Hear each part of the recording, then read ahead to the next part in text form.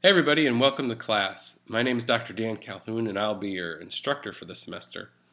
And I just want to take a few minutes to introduce myself to you and then also to help you to get more familiar with the format and layout of the course and things like that.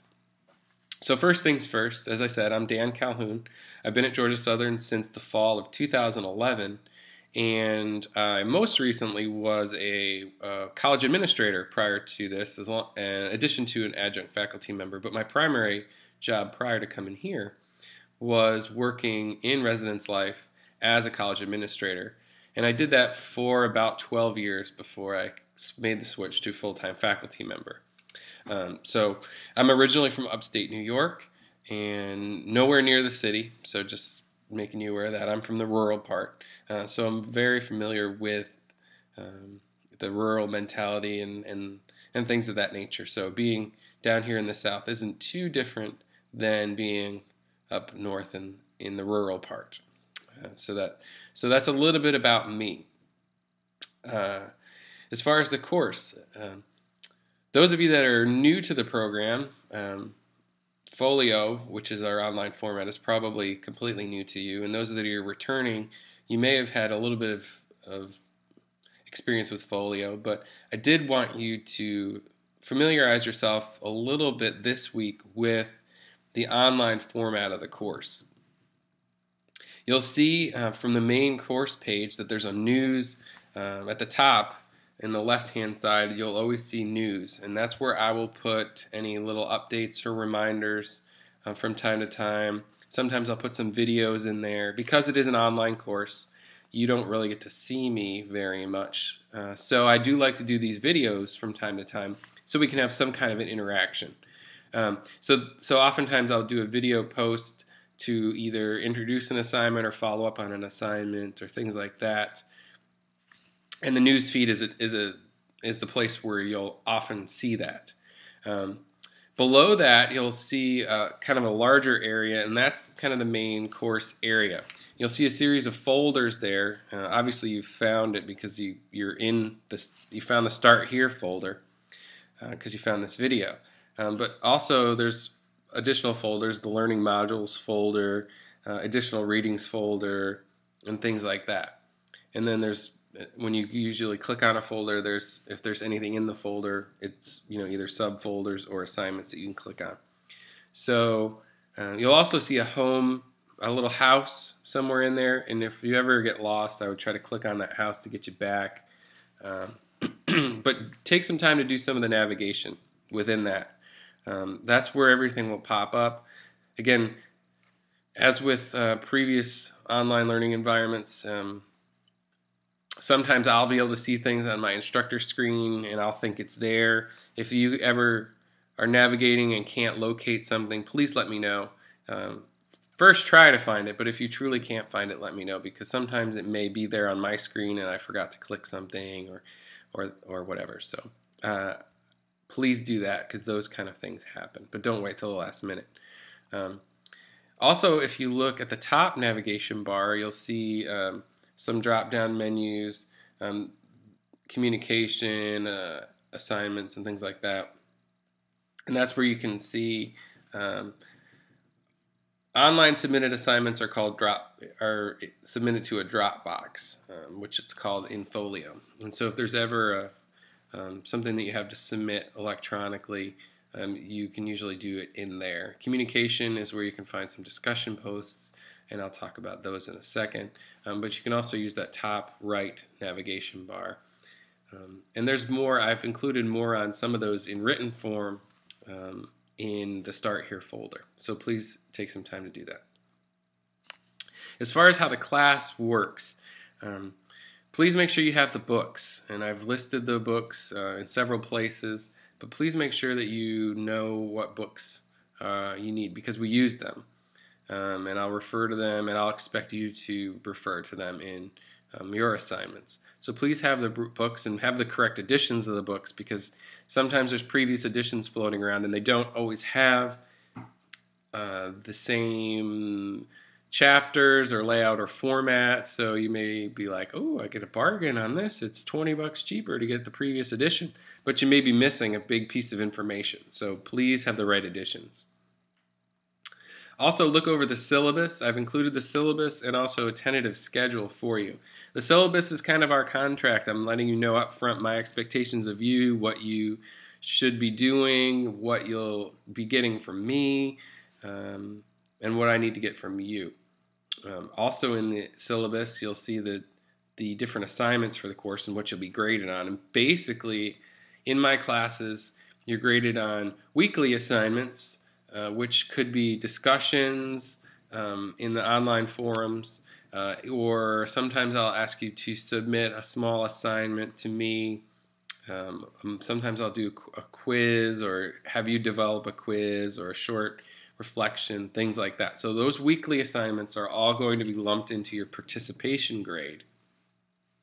Then there's also always 2 or 3, depending, and you'll be able to see in the syllabus, larger assignments, and those are also graded, and those are graded separately. So you'll always have a participation grade and then a couple other larger assignments, and those are all outlined in the syllabus. And then as they come closer, I'll do video reminders and explanations, and oftentimes I'll provide examples of what I'm looking for, or at least detailed written or verbal description of what I want from those assignments. So those are how your grades will be calculated, and it'll be a straight point system up, and then you just figure out what you get. So as far as when things are due, look at the tentative schedule, which I've provided, and those have the due dates in there. If anything ever changes, I will let you know, and I'll give you enough advance notice. But that tentative schedule will help you see the topics that we're going to cover each week, and then each week or two, depending, each topic area are referred to as modules, which can be confusing because Folio refers to their folders as modules, and we refer to our topic content areas as modules. So it can be a little bit confusing, but just bear with me, and hopefully it'll become second nature to you when I'm talking about it. But each module is a topic, and those have pretty much been outlined for you. The only thing I usually will add is I'll come across some new readings, and so I may add those in. And each week or whenever the module becomes active, and you'll be able to see them, you'll see what's due. There's always an overview of the module, and that will include what the readings are, what the assignments are that you need to submit, any expectations of the module, what you should be getting out of the module, and those kind of things. So all that, you'll be able to see the tentative schedule, and then from week to week you'll see in the module itself what the expectations are. But as far as when the things come up, usually I will activate each weekly module by Tuesdays, usually by noontime on Tuesdays, usually earlier than that, but typically by noon.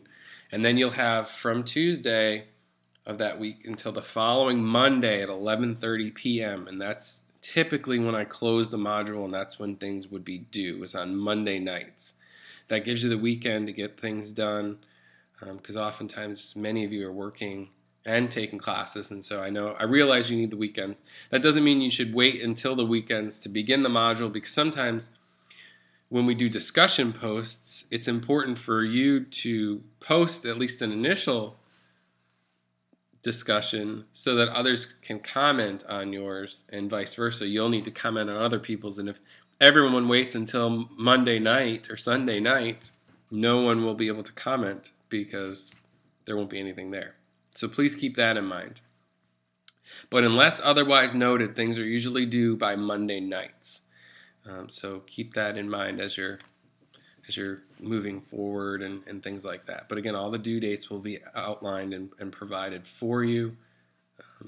So just be aware of that. For this week, for this first week, it's important that you do an introductory discussion post, and that serves two purposes. One, it helps familiarize you with the discussion format, because that's one of the main ways that we will interact. And then also, two, it helps provide me with your verification for being in the course. So by next Thursday, by the first Thursday of the first week of class, by 11:30 p.m., you need to submit a discussion post where you introduce yourself, talk a little bit about who you are, why you're in the class, what you hope to get out of the class, where you want to go with the information that you learned both in the class and in the program, those kind of things. And then, kind of reflect and acknowledge some of your classmates' posts. So please do that no later than the first Thursday of the class. And then I can verify your attendance in the course, and everything will be happy. But also, I want you to familiarize yourself with the content. Go through the Start Here module, which you're already partially into that. And then also kind of look around, see what you can see. Again, things will pop up as I activate them. But if ever there's any questions about those kind of things, please let me know. But for this week, do the discussion post. See what, if anything else, I'm asking of you. Usually I want you to, or at least familiarize yourself with the APA things, and American Psychological Association is the format that we utilize for this program. So you'll, and not only in this course, but in all the courses in the program. So it's important that you're familiar with and practice APA style and format. But go through the early module, the Start Here module, do what you need to do, post your discussion, and if you have any questions, please let me know. But welcome to the course. I am glad you're here, and I look forward to working with you this semester.